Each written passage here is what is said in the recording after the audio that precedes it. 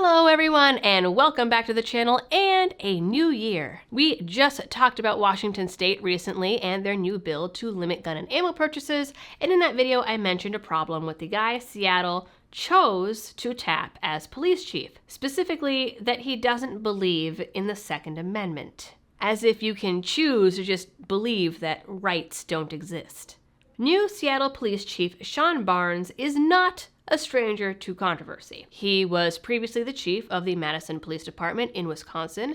He had been trying to elbow his way out of Madison for a while, it seems, having also been a finalist for a job at the Chicago Police Department in 2023. Earlier in 2024, he was eyeing a position as chief in San Jose. Now he's been tapped in Seattle despite having several scandals under his belt. But before I tell you all about that and show you the wonderful interview clip, this video is brought to you with the help of Blackout Coffee Company, the Florida coffee roaster that supports your Second Amendment rights, your favorite gun rights groups, and channels like mine. Blackout is the perfect thing to help you with your post-holiday recovery, keeping you awake, not woke. So to help support the channel and your rights, go to blackoutcoffee.com/LibertyDoll, and if you haven't already, use code LibertyDoll for a one-time 20% discount.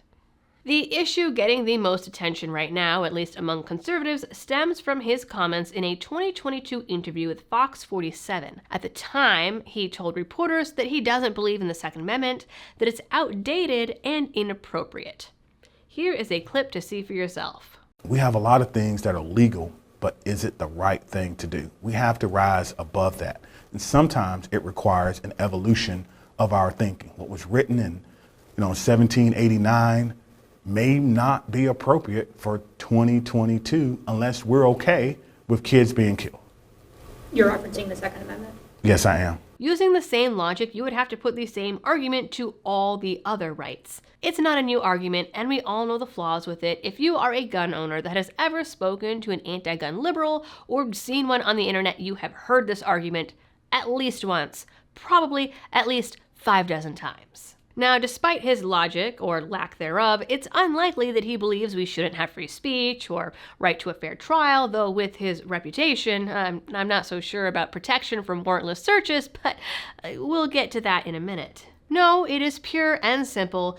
The guy that is now running the Seattle Police Department is anti-gun unless you're a guy with a uniform and a badge. And those kinds of people are the exact petty tyrants the Second Amendment is supposed to help protect us against. Now, according to local KTTH, this doesn't reflect the views of many of the Seattle cops.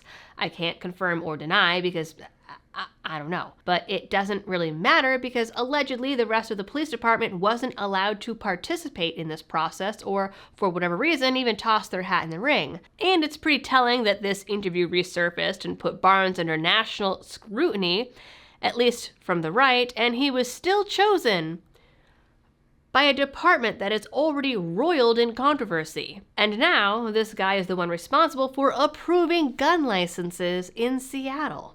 On top of all that, Barnes was previously investigated for creating a hostile work environment and a wrongful raid on a social worker's home. Just last month, he was accused of failing to disclose a conflict of interest in a report about body-worn cameras. So a little detail here. In February 2019, while Barnes was the Director of Training and Professional Development for Chicago's Civilian Office of Police Accountability, or COPA, Chicago police conducted a wrongful raid on a social worker's home. And now, while he was not directly responsible in that raid, COPA is responsible for investigating accusations of police misconduct. Barnes was hired on during the start of this investigation. Afterwards, it came out that his office failed to meet disclosure deadlines to release audio and video recordings 27% of the time, and a year later, another report revealed that Barnes and his office had a pattern of mishandling cases, even those with concrete evidence. As such, when he was first being considered for the Madison position, there were actual protests to try and keep him out of the position. He still made it in by a 3-2 vote.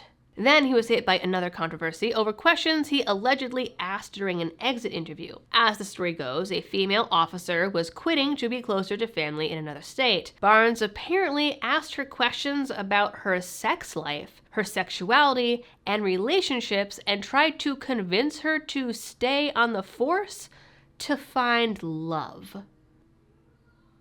which is really weird.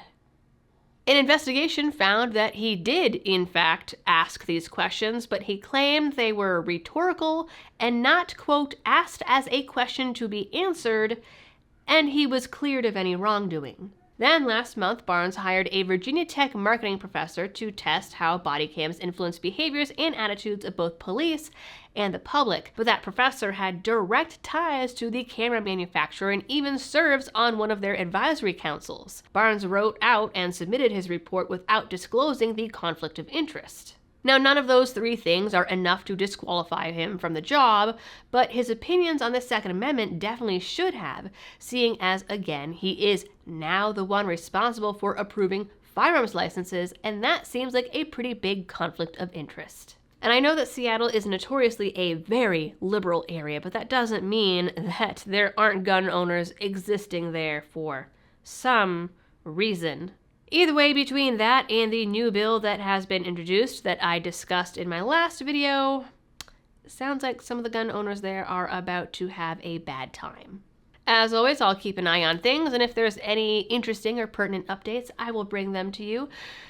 In the meantime, that is it for this video. You guys know the drill for all of the algorithm things. Like, share, and subscribe if you are new here, and ring that notification bell. Drop a comment down below because that is what really helps get the videos bumped up in the algorithm as well. And as always, thanks for tuning in. Stay safe out there, and happy shooting. Except in Seattle. Man, there are so many videos that I tack that on to the end now.